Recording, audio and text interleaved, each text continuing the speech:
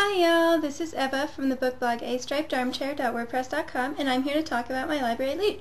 Sorry if the lighting's kind of weird. It's early in the morning and there's a snowstorm going on, so I've got like all the blinds open and all that, so I'm looking a little glowy right now, but at least y'all can see.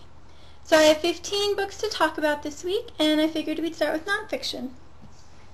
First up is The Bibliophile's Devotional by Hallie Ephron. And this is it's like the intellectual devotional, like each day has a different book. I thought they were all classics, but looking through, they've also got modern things on here, like The History of Love, Miss Lonely Hearts. Today's what, the 7th? Let's see what today's. Today is The Woman in White, which is one of my favorite books by one of my favorite authors. But yeah, so I'm more planning to flip through it than actually read it. The Labyrinth of Solitude by Octavio Paz. This is for the Mexico Reading Challenge. And also Lou over at Regular Ruminations she's reading a different Latina author every month. And Paz was last month, and it took that long for me to get it from the library, because someone else must have just checked it out right before I put it on hold. The Architecture of Happiness by Alain de Botton. This is my 3rd or 4th book by him. I really enjoy him. He writes nonfiction, and he mixes kind of philosophy with more modern musings and literature and stuff. So that's for the Art History Challenge.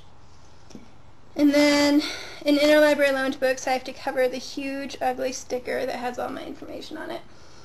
Moving Violations by John Hockenberry. This is a memoir by Hockenberry, is a journalist who has gone to war zones and traveled around the world, and he's also in a wheelchair. So it's about his experiences traveling like that. The Dancing Girls of Lahore by Louise Brown. This is for the Reading the World Challenge, and she spent a year living among girls in Lahore, Pakistan, and writing about them. Basically, they're modern-day courtesans, I think. Memoir, A History by Ben Yagida. I saw this over at Kim's blog, Sophisticated Dorkiness, and I thought it sounded interesting. I'm actually almost done with it, and I'm not enjoying it as much as I expected, but it still has some interesting moments. It's for the Bibliophilic Challenge? Bibliophilic? I don't really know. Bibliophilia? Okay. And The Creative License by Danny Gregory, which is just because I would love to learn how to sketch. So far it's really interesting. It's kind of a normal book, graphic book hybrid, only I find the font really difficult to read. But the exercises so far have reminded me that I don't know how to draw yet, so hopefully he'll help me improve. Now for fiction. I can hear you smirking. Sorry, my mom's out of view of the camera. Okay, she said that she's not smirking. And so for fiction, first we have The Weed That Strings the Hangman's Bag by Alan Bradley. This is the second in the Flavia de Luce mystery series, which is pretty popular. The first one was published last year, and Bradley's a Canadian octogenarian. I enjoyed it. I didn't absolutely love it, but I definitely enjoyed it. So I was first on the list for the second one, which always makes me feel special, like I have insider knowledge. Frangipani by Celestine Veth, which is by a Tahitian author, and it's set in Tahiti about a woman who starts a maid service. And it sounds really interesting. I'm hoping to enjoy it because there are a few sequels as well. It's also for the Reading the World Challenge. Oh, another ILL, which means I have to cover things up.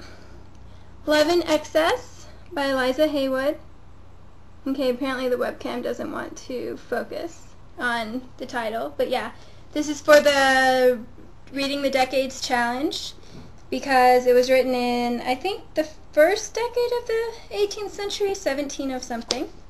So I'm really looking forward to it. I'm curious about the early women authors. I've been enjoying the books that I've read for that challenge so far. The Needle in the Blood by Sarah Bauer.